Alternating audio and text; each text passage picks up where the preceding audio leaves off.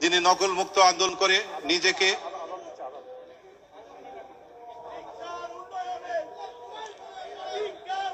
নিজেকে ইতিহাস করেছিলেন এবং বাংলাদেশ জাতীয়তাবাদী দলকে ইতিহাসে ঠাঁই দিয়েছিলেন সেই সাবেক সফল শিক্ষা প্রতিমন্ত্রী আনম এহসানুল হক মিলন। জি, আমার মনে হয় মিলন সাহেব একটু আমরা 2 মিনিট অপেক্ষা করি, আজানটা শেষ হবে।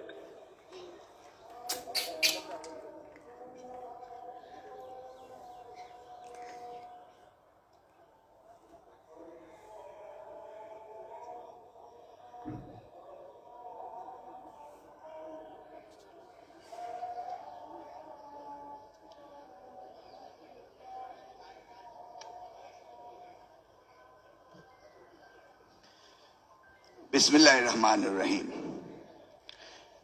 শিক্ষক দিবসের এই সম্মেলনের আজকের সভাপতি, আমরা যাকে শিক্ষক নেতা হিসাবে আমি 2001 সালে দায়িত্ব পাওয়ার পর থেকেই অনুভব করছি, দেখছি, জেনেছি এবং আজ পর্যন্ত যার সাথে কাজ করছি সেই অধ্যক্ষ সেলিম ভুঁইয়া। আজকে এই অনুষ্ঠানে উপস্থিত রয়েছেন আমাদের সকলের প্রিয় নেতা, দলের অ্যাক্টিং চেয়ারপারসন জনাব তারেক রহমান। মঞ্চে উপস্থিত রয়েছেন স্ট্যান্ডিং কমিটির সদস্যবৃন্দ। সময়ের স্বল্পতার কারণে নাম বলছি না, তবে আমি যার সাথে দীর্ঘ 80 বছর কাজ করেছি এবং 17টি বছর যিনি কারা নির্যাতিত হয়েছেন, মৃত্যুর দ্বার প্রান্ত থেকে আল্লাহর রহমতে ফিরে এসেছেন, সেই আমার বন্ধুবর আব্দুল সালাম পিন্টুর কথা স্মরণ না করে পারছি না। উপস্থিত সুধী মণ্ডলী, আসসালামু আলাইকুম। আজকের এই অনুষ্ঠানে অনেক কিছু বলার ছিল, কিন্তু বলার সময় নেই। শুধু বলবো, আপনারা যদি এখানে যে আমাদের প্রিয় নেতা জনাব তারেক রহমান সাহেব উনার যে বক্তব্যগুলি তুলে ধরেছেন, সেটা 2-1টি লাইন পড়ে আমি বুঝাবো আপনাদের যে উনি কি বলতে চেয়েছেন। বিশ্ব সভ্যতার লালন ও বিকাশের প্রতিকৃতি শিক্ষক সমাজ, অর্থাৎ আপনারা। শিক্ষকরাই মানুষের হৃদয়ে মনুষ্যত্ববোধ জাগ্রত করে এবং সমাজে মানব সম্প্রদায়কে মর্যাদার আসনে অভিষিক্ত করেছেন। পিতামাতার পরই মানব শিশুর হৃদয়ে অনায়াসে শ্রদ্ধার স্থান অধিকার করে আছেন শিক্ষক বৃন্দ, মানে আপনারা। বিশ্ব শিক্ষক দিবসের সমগ্র শিক্ষকদের জানাচ্ছি সদস্য সালাম। পৃথিবীতে শিক্ষকদের মর্যাদার আসন উঁচুতে হলে বাংলাদেশের শিক্ষক সমাজ এখনো অবহেলিত ও লাঞ্ছিত। আমি আর পড়তে চাচ্ছি না। তার মানে উনি আপনাদের শিক্ষকদের মণিকোঠায় রয়েছেন, শিক্ষকদের সকল দাবি দাওয়া সম্বন্ধে তিনি জানেন এবং উনি অনুভব করেন এবং সেই জন্যই তিনি লিখেছেন। তারপরে কি আমরা আমাদের আগামী দিনের ভবিষ্যৎ জনাব তারেক রহমানকে যদি আমরা সরকারের দায়িত্বে পাই, তাহলে কি আমাদের আর কোনো দাবি করতে হবে? আপনাদের কি আজ জাতীয়করণে কোন স্লোগান দিতে হবে? এটা কি আপনারা বিশ্বাস করেন? শহীদ রাষ্ট্রপতি জিয়াউর রহমান তিনি শিক্ষকদেরকে সম্মান দিয়ে 50 ভাগ বেতন দিয়েছিলেন, মনে রয়েছে আপনাদের নিশ্চয়ই।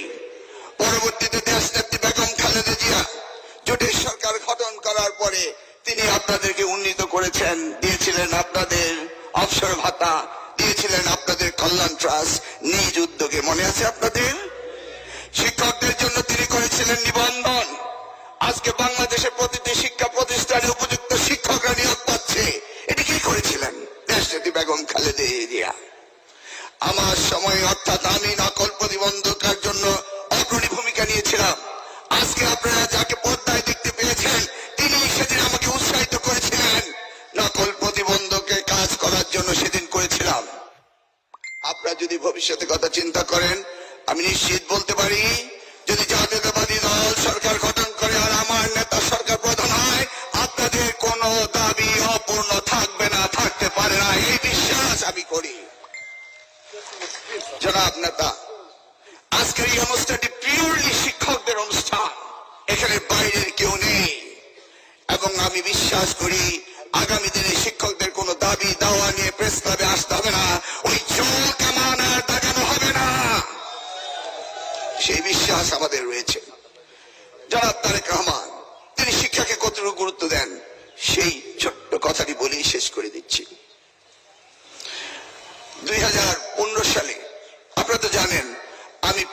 করিনি।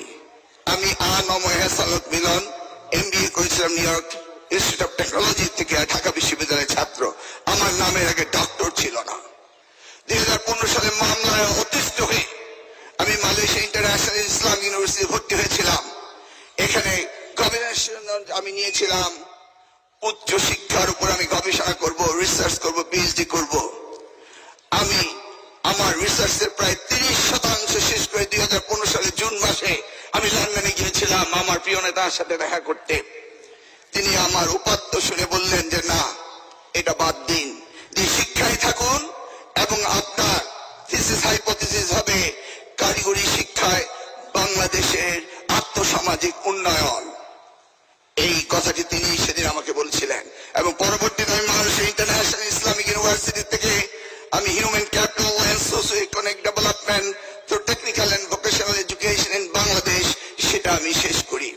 আমি সেদিন উপলব্ধি করতে পেরেছিলাম এই নেতা সেই নেতা যিনি শহীদ জিয়ার উত্তরসূরি হিসাবে আগামী দিনে বাংলাদেশকে গড়ে তুলতে হলে এদেশের জনগণকে মানব সম্পদে রূপান্তরিত করতে হবে, এই বিশ্বাস তিনি ধারণ করেন, পালন করেন।